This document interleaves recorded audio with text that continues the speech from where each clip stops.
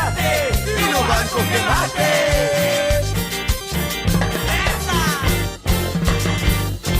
Puro movimiento anarquista, mamita.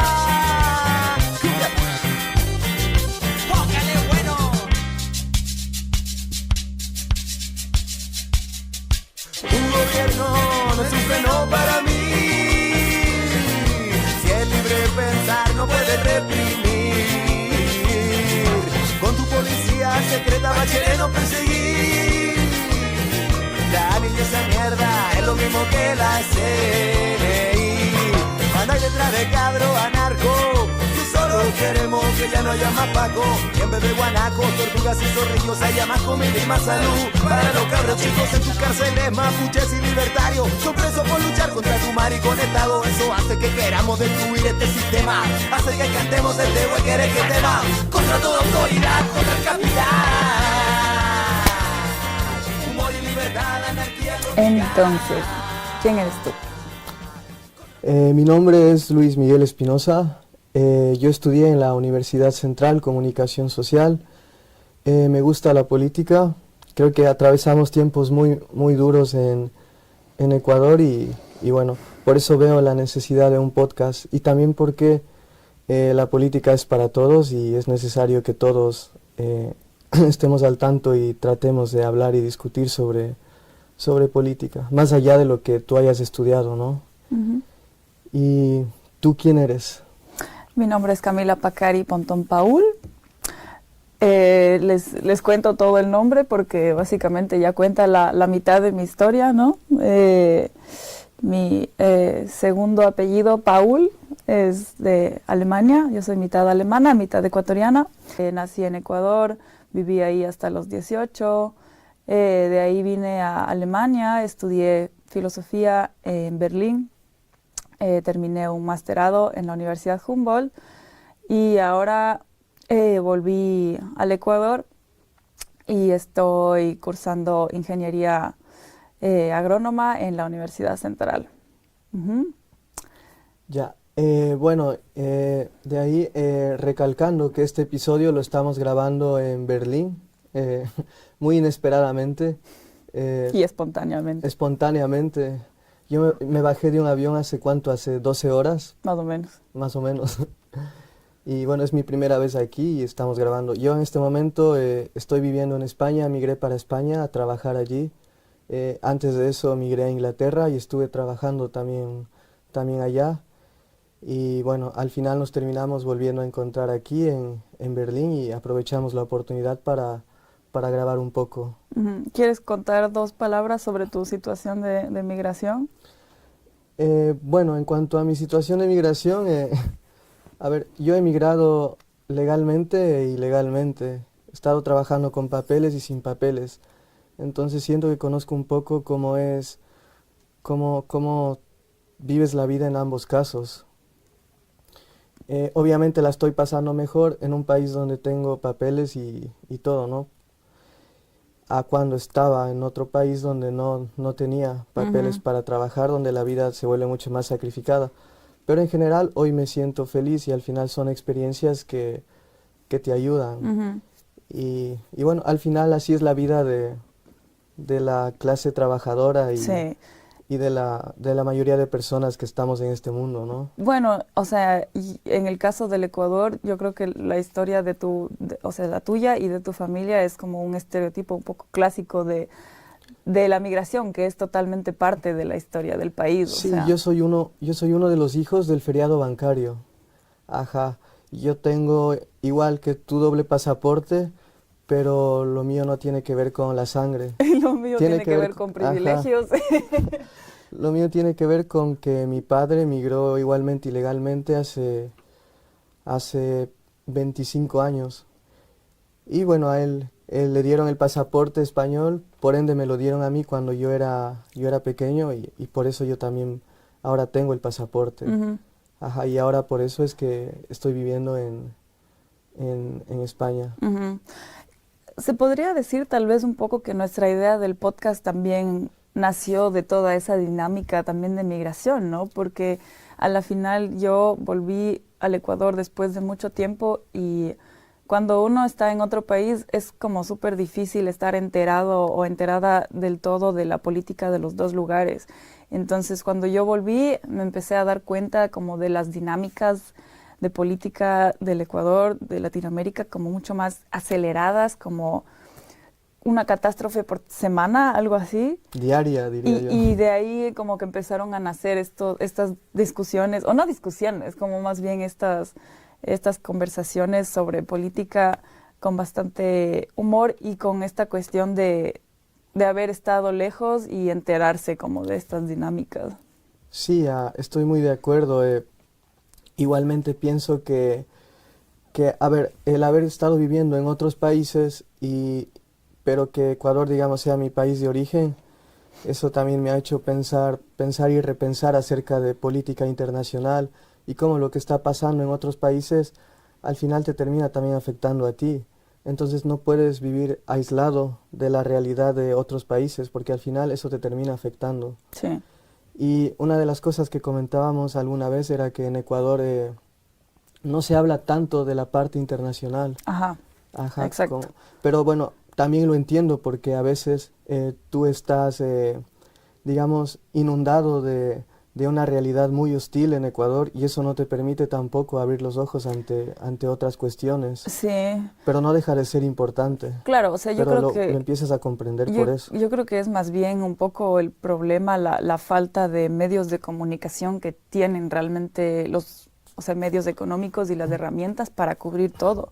Porque, bueno, tú en realidad me ayudaste a mí como a encontrar la manera de enterarme sobre la política en el Ecuador, porque no es que los canales oficiales te ayuden para entender o leer sobre la situación, sino que tienes algunos 2 que 3 canales independientes que te dan la información que necesitas sobre lo que está pasando actualmente, pero son canales de YouTube, lo cual en Europa es totalmente distinto, ¿no? Entonces acá, por ejemplo, tienes canales súper grandes, incluso con financiamiento estatal, que obviamente tienen periodistas en todo el mundo. Entonces es mucho más fácil como que cubrir las noticias también internacionales, mientras que en el Ecuador son medios independientes, súper pequeños, los únicos en los que puedes confiar, ¿no? Sí, bueno, al final creo que en cuanto a los medios de comunicación, a ver, no existe como que una total libertad de prensa o de pensamiento, ¿no?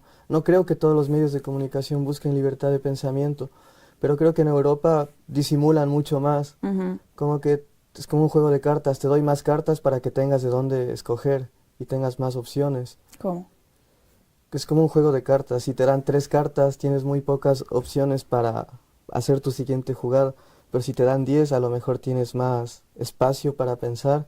Y en Europa, o sea, creo eso, que te da un poquito más de espacio, de chance para que pienses, pero al mismo tiempo no completamente. Uh-huh. Como que igualmente te están bueno, jalando claro. para un lado, ¿no? No, claro, Pero siempre Ecuador, hay una ideología de por medio. Pero en Ecuador creo que es mucho más obvio que no te dan opciones y todos se están alineando a una sola cuestión. Claro. Y demandan una sola respuesta y quieren instalarse en la opinión pública y bueno, al final les termina saliendo muy bien la jugada. Claro, aquí hay como una ideología principal que podría ser una ideología neoliberal, conservadora, neocolonial, que es como un poco la línea principal, pero allá es un sesgo súper más claro, o sea, como pasa algún escándalo, que el presidente hizo algo ilegal y los medios principales ni siquiera te van a hablar sobre eso. O sea, claro. Es como un sesgo mucho Ajá, más. ya vamos a hablar más igual evidente. acerca de noticias que pueden representar esa idea que tú acabas de decir. Pero antes de eso quisiera que también hablemos un poco acerca de nuestro nombre. Uh-huh. ¿Por qué nos pusimos con podcast? Esta es la parte que más miedo me daba. A ver, con podcast, o sea, ¿qué tiene que ver este podcast con la composta? Sería como la pregunta principal, aparte del background agrónomo que tengo yo. Como el principio de compostar es para nosotros como esta idea de aprender sobre política, aprender sobre también historia y filosofía y mientras vas aprendiendo, te das cuenta que vas creciendo con eso y que tienes que compostar también algunos aprendizajes, algunas cosas, y usarlo como aprendizaje, pero también dejarlo atrás, porque constantemente los hechos, o sea, no los hechos cambian, sino que tú te enteras de nuevos hechos, te enteras de cosas nuevas y lo tienes que integrar en tu visión del mundo, en cómo ves que funcionan las cosas, y compostar para nosotros significa como ser abierto a como a esos hechos que tú aprendes y no cerrar tu visión. O sea, si es que te llega un análisis de algo que tal vez te incomoda a ti, pero que parece ser cierto, siempre lo vas a tener que integrar, y a veces pues eso significa que tienes que compostar una parte importante de lo que tú piensas, ¿no? Entonces esa apertura y ese como no dogmatismo y ese cuestionarse constantemente cuáles son las informaciones verídicas y ser abierto es, creo que un poco la idea. Uh-huh. Bueno, y creo que en la coyuntura así de nuestro país, eso sería muy importante, ¿no? No aferrarse a lo que pensabas antes y seguir integrando los nuevos conocimientos, ¿no? Porque nosotros vivimos en esa dicotomía correísmo, anticorreísmo, entre el odio a lo uno o el odio a lo otro, y eso también ha bloqueado mucho nuestra capacidad de razonar, de pensar y también de aceptar cuando nos han estado haciendo daño, y también nuestra capacidad bueno, en general ha afectado nuestra capacidad de pensamiento y de desarrollo como sociedad. Totalmente. Igualmente estoy muy de acuerdo que en esta parte de integrar nuevos conocimientos, de repensar la realidad, y bueno, sobre todo eso, tratar de abrir los ojos, aunque a veces no estemos como que completamente satisfechos con la realidad porque nos contradice. Exacto. Y todo hacerlo en función de al final generar conocimientos para nosotros, y también poder, digamos, integrar estos conocimientos en general en la sociedad. ¿Y qué más decíamos sobre los discípulos compostienses? Que son, ¿Cuál es el perfil de alguien que... se ¿Cuál es rige el según perfil de esto. alguien que escucha o que mira el podcast? Sería una postura izquierdosa. Sí, Sería, bueno, yo me considero en el camino de aprendizaje del anarcocomunismo, que realmente estoy muy al comienzo porque, bueno, no quiero usar esto como un símbolo de ser cool, sino estoy leyendo sobre el tema y cada vez más como me fascina esta postura, me fascina aprender la importancia que tuvieron los movimientos anarquistas dentro de la historia, como eso no se ha contado dentro de la historia, digamos, que se enseña en los colegios. Entonces, como ese sería como la postura. De ahí, sí, esta idea de seguir aprendiendo y también de no ser expertas, nosotros no lo somos, y nosotros estamos aprendiendo, estamos en un camino de experimentar y ver por dónde podemos adquirir información y involucrarnos en la política. También estamos haciendo ahorita una temporada como más de crítica. sí. Y después queremos hacer otra temporada o otros episodios de también acción, porque creemos que no se debería quedar solo en la crítica. Sí, aún estamos, digamos, en todo este proceso, digamos, que es el principio, ¿no? De algo que queremos que después sea mucho más grande. Hemos hecho episodios que solo son audios, pero es la primera vez que igualmente estamos ante las cámaras. Pero bueno, esperamos que esta sea la primera vez de muchas, y igualmente vamos a seguir mejorando, vamos a seguir teniendo invitados. Ya hemos tenido un par de invitados, hemos hecho un par de entrevistas. Una, sí. Bueno, hemos hecho más para obtener conocimientos y... claro. Ajá, pero que ha salido solo una. Sí. Ajá. Perdón, escúchenla. Y nada, pues, o sea, justamente la idea es hacer siempre una parte nacional del Ecuador y un tema internacional, por lo que hablábamos antes de esta necesidad, Ajá. ¿no?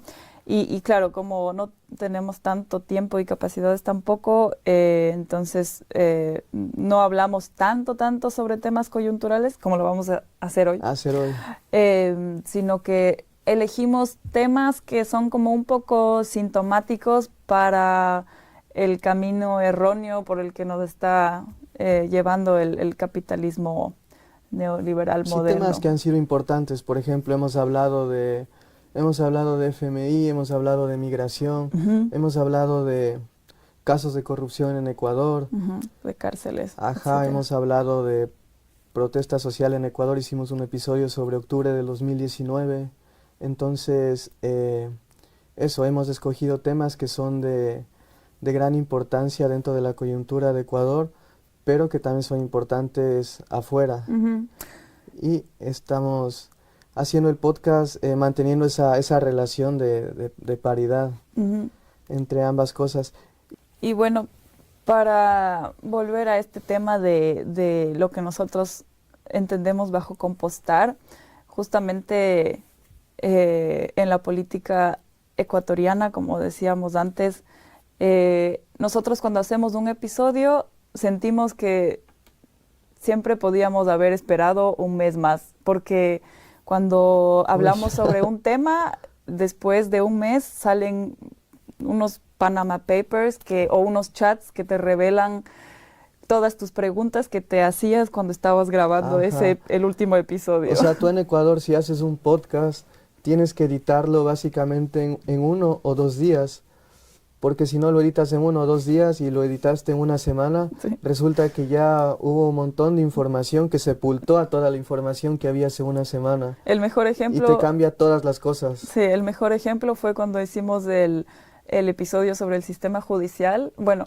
eso igual queda vigente, ¿no? Porque dimos una pequeña explicación sobre cómo funciona el sistema judicial en Ecuador, Claro, pero después salieron los chats de de Villavicencio. Villavicencio como 2 semanas después, donde se reveló, digamos, que Diana Salazar, fiscal general del Estado, daba información de los fallos que se iban a dar en los casos directamente por chat de WhatsApp a Villavicencio. Entonces, nosotros nos matamos en ese episodio para llegar a la conclusión de que Diana Salazar es Ajá. selectiva en los casos, pero después de eso hubiera sido más que claro. Ajá, hubiera sido mucho más fácil solo hablar de los chats de Villavicencio y quedaba mucho más expuesta la idea también. Sí.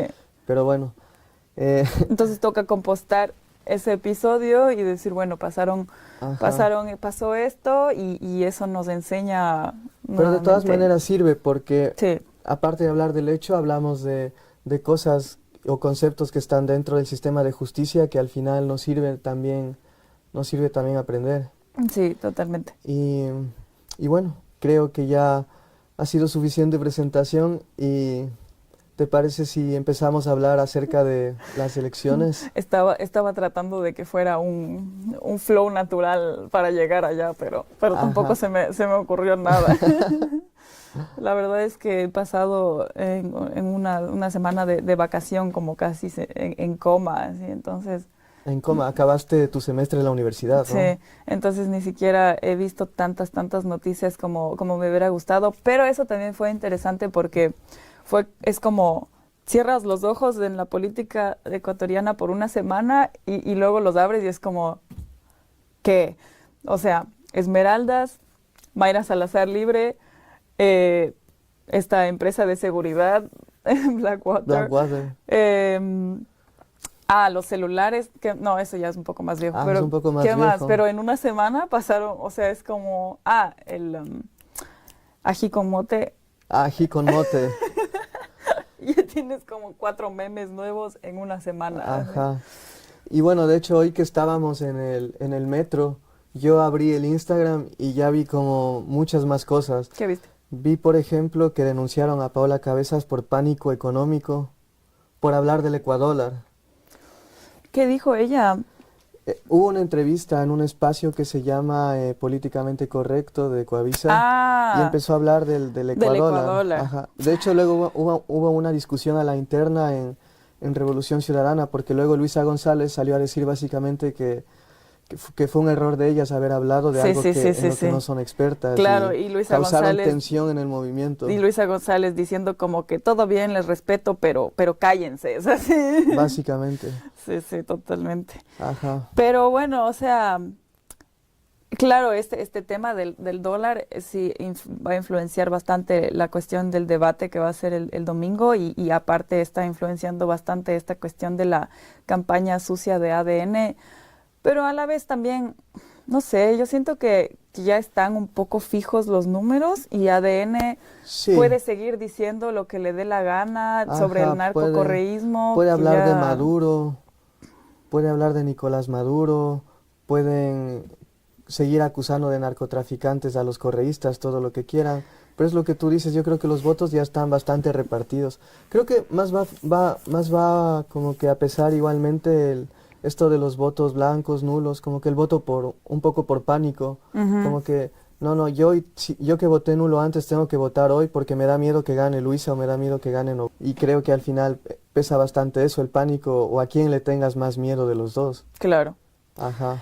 Y este tema, o sea, del anticorreísmo, bueno, todos los temas se interconectan, ¿no? Pero el tema del anticorreísmo también se interconecta con esta empresa de seguridad, porque estaba viendo una entrevista con el gerente de Blackwater. Sí. ¿Viste la entrevista? Sí, yo también, bueno, vi algunos extractos. Ya. O Y sea, bueno, es interesante cómo este mito del narcocorreísmo, de la disque hiperizquierda en Latinoamérica, llega a Estados Unidos de una manera tan cruda. O sea, este tipo, obviamente todo el tiempo compara con Venezuela, dice que Correa vendió a China, que es un amigo de Rusia y ni sé qué. O sea, para él, Correa fue un hiper mega izquierda, así.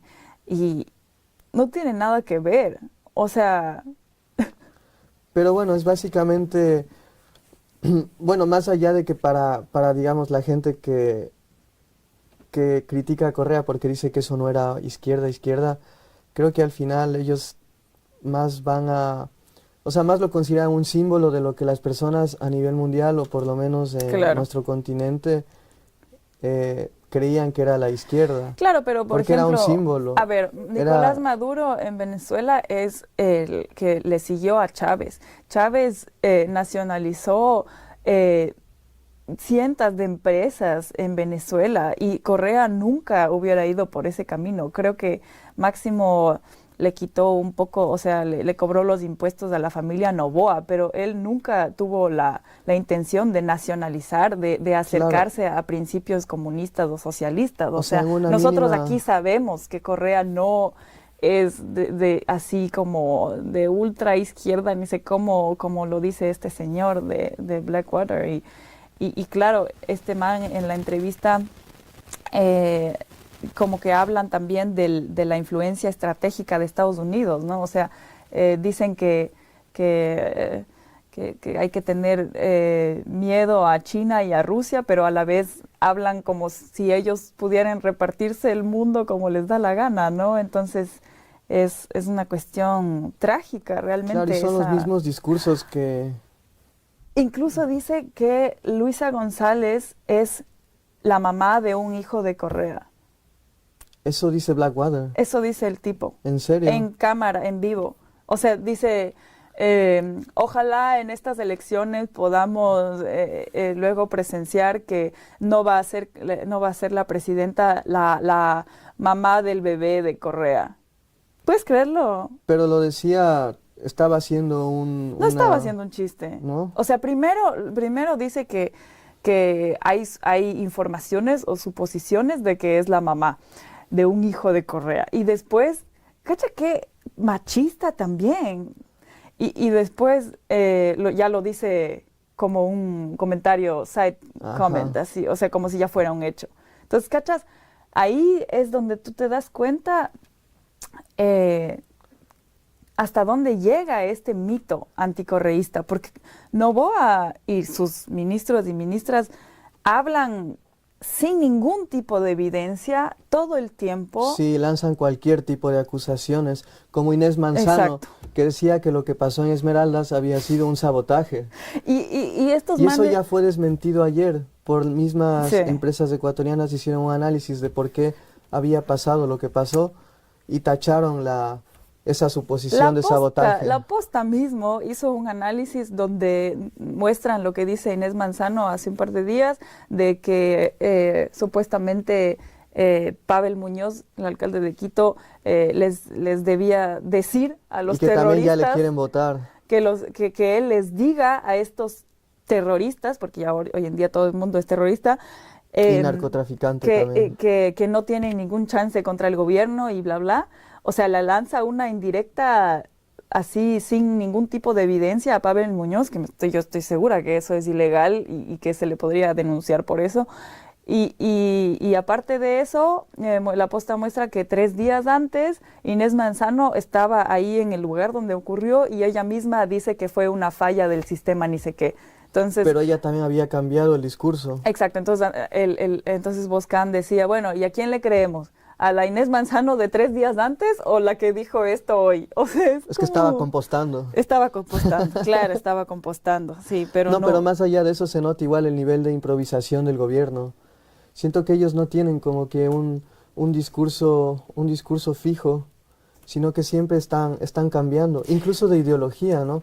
Cuando tú lees la página de ADN, dice que son un movimiento humanista de centro-izquierda. Ajá.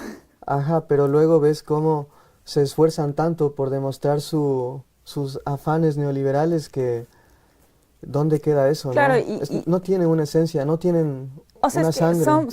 son, digamos, el ejemplo vivo de populismo, porque el populismo usa y moviliza a través del odio y a través de, digamos, una imagen. Claro, rozando el fascismo. Exacto, una imagen de un enemigo común, que en este caso es el correísmo. Y, por ejemplo, o sea, tú ves que esto se alinea totalmente con esta línea nueva neofascista de Milei, de Trump. Claro. En el caso de Trump, el enemigo son los migrantes, ¿no? Entonces, y en el caso de Noboa es el correísmo, que es la culpa de todo. Y eso es un juego muy fácil, porque una vez que tú... Y el correísmo es toda la izquierda también. Exacto, una vez tú tienes este enemigo común, puedes darle la culpa de todo. Y una vez que tú hayas convencido a la gente de que este enemigo es capaz de todo, no necesitas probar las cosas. Como Noboa, solo puedes decir, ellos fueron los culpables de los cortes de electricidad,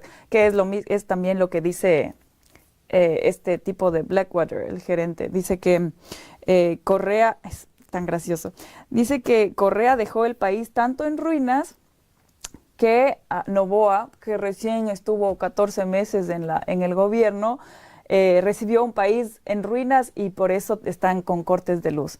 Y es como, Dios mío, Es como que pero están ignorando lo que, o sea, lo que pasó en medio están ajá, ignorando. Y aparte, son 7 años. cuando tú viviste en el Ecuador, mientras aquí estuvo el correísmo, tú veías las obras, o sea, veías las carreteras, veías los colegios, etcétera. O sea, tú puedes ser crítico o crítica del correísmo y decir, hubo persecución, el man en algún punto perdió la cordura y empezó a perseguir a todo Ajá, crítico. hubo corrupción, se robaron, pero había obra. Y después de Correa no se ha visto obra, ni una sola, o sea, no de esa manera. Entonces, la información, la desinformación que llega a la élite neoliberal de Estados Unidos es como, eso me abrió los ojos, porque realmente es este mito de ADN y este mito de la derecha aquí, pero por 1000. Y eso cuentan ellos afuera del país. Igualmente nosotros. creo que toda esa campaña de desinformación, de mentira, de desprestigio, creo que nos está afectando a un nivel muy profundo, tanto que yo creo que cuando más te está afectando es como que cuando como sociedad perdemos el sentido común. Sí. Es como lo que tú dices, a ver, yo una obra la puedo ver, la puedo palpar, yo sé que está ahí, o sea, no es una mentira, es algo concreto. Sí. Pero todas esas mentiras y acusaciones, o sea, son cosas que no se pueden probar, no se pueden ver, no, es algo de lo que no puedes estar seguro, entonces te arrebatan tu sentido común. Sí.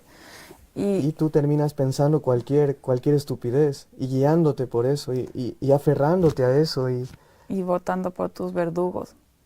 Yo Despilfarras odio. ajá, antes de venir acá, antes de mi vuelo, dormí súper mal porque hablé con una persona y eso me afectó tanto. O sea, yo, o sea, como que le debía un favor a esta persona y le fui a dejar un pastelito. Y, y después de 2 minutos, obviamente, terminamos hablando de política y me dijo que había que votar por Noboa porque cómo se va a permitir que estos narcoterroristas vuelvan al Estado y etcétera. Y yo le decía, pero a la final, o sea, en ese tiempo como que se vio bastante obra y la persona me decía, no, pero se robaron y dice que eso no se puede permitir. Y yo le decía, pero ¿cómo vas a votar por un millonario? O sea, es evidente que te va a querer, es millonario por una razón, ¿no? Y me decía, no, em, es que también, luego me dijo, también, es que también había este indio, o sea, racista puta. también, que vino con una propuesta interesante, pero luego dijo que todos teníamos que ganar lo que ganaba un doctor.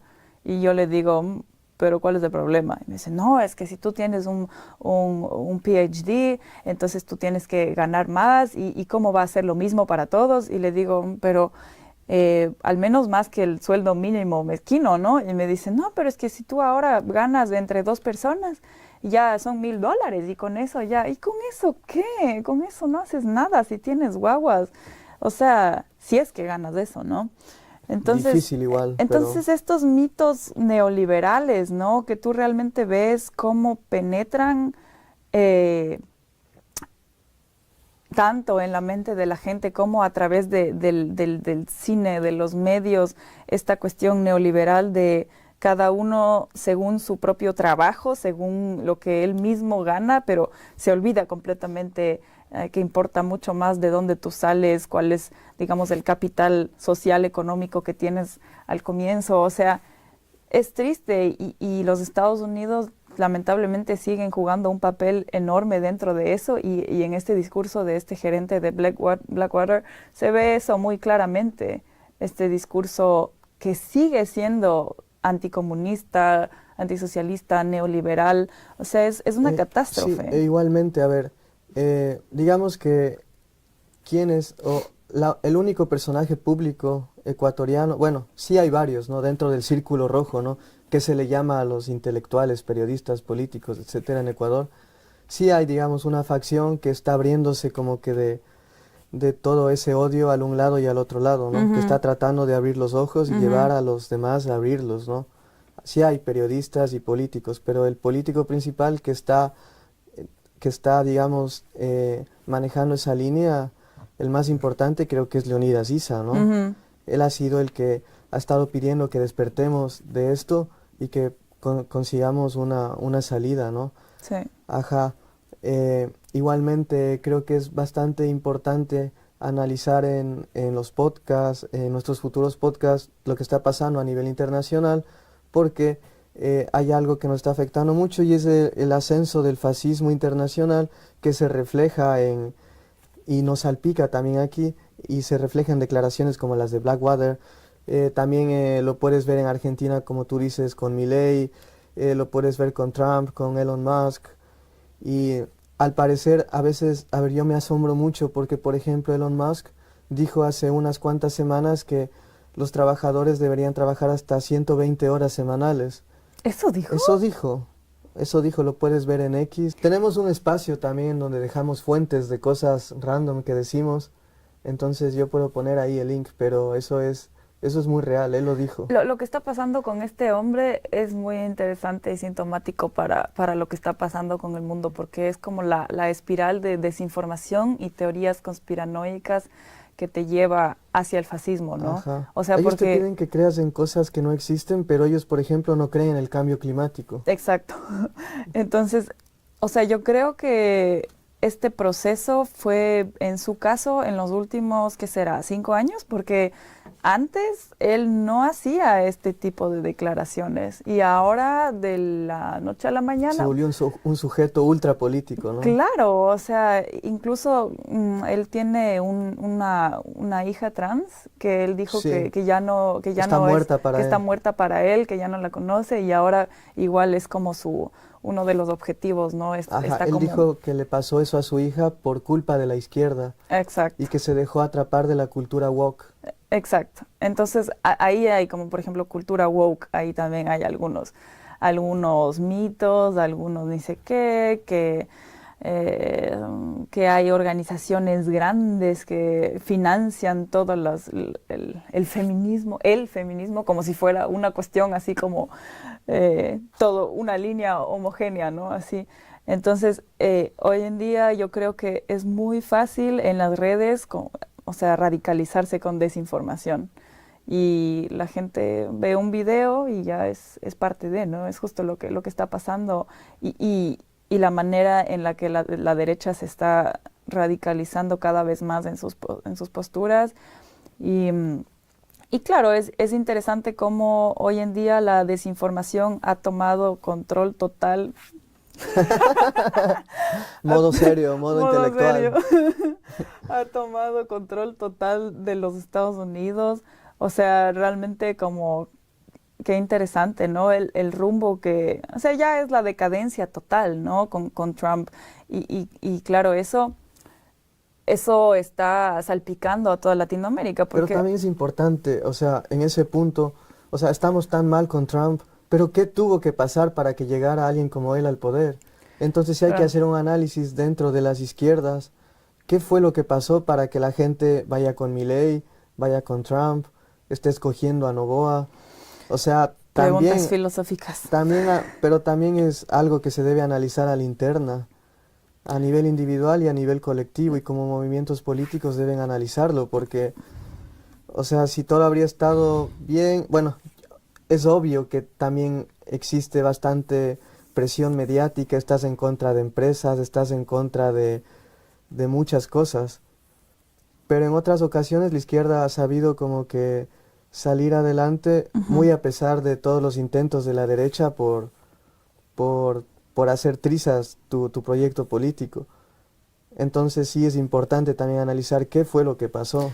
Bueno, dos cosas. Una cosa que quería decir todavía antes es que a mí me parece súper importante recalcar cómo se ve a través de, por ejemplo, esta entrevista del tipo de Blackwater, el influjo que tiene Estados Unidos hoy en día Influjo psíquico. en Latinoamérica y cómo Noboa tiene ese as bajo la manga de tener a los Estados Unidos a su favor, que este tipo de Blackwater habla sobre el interés estratégico de petróleo, puertos, etcétera, que se tiene en el Ecuador. Entonces, yo no sé cómo exactamente funcionan o sea, cómo implementa ese tipo de intereses los Estados Unidos, pero supongo que a Noboa le ayuda a tener ese apoyo, ¿no? Entonces ahí está esa cuestión. Claro, igualmente, si eres alguien que es como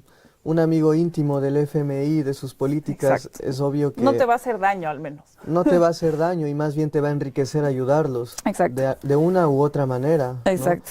Y además es lo que pasó cuando ganó Lasso también, ¿no? Es el gobierno de los millonarios es así, Sí. completamente entregados al FMI, a Estados Unidos y cero soberanía, cero capacidad de hacer las cosas con nuestra mano, sino siempre con la influencia de la derecha internacional representada por los Estados Unidos, Sí, ¿no? sí, las plenas hay que Y decirlas. las mismas críticas que hacen a nivel internacional, por ejemplo, contra Venezuela, que son válidas, ¿no? Nadie dice que no son válidas.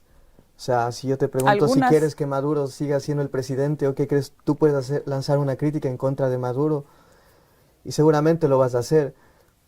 Pero es como que se esfuerzan mucho en lanzar esas campañas en contra de ciertas cosas, pero al mismo tiempo Y mienten Estados Unidos también. sigue financiando a Israel para destruir Palestina. Trump y Putin básicamente se están repartiendo Ucrania. Entonces hay otras cuestiones que que siguen escondiéndose. Sí, totalmente. Entonces, bueno, eso por un lado, esa influencia, y por otro lado, lo que dijiste de la no perspectiva que parece brindar la izquierda hoy en día, bueno, es como un tema súper complejo para 3 episodios o todo un podcast, ¿no? Pero yo creo que la izquierda tuvo su momento, su auge en otras épocas, y hoy en día el capitalismo ha llegado como a un punto de incorporar muchos de esos intentos de cambios sociales, y ha llegado a un punto como un clímax, ¿no?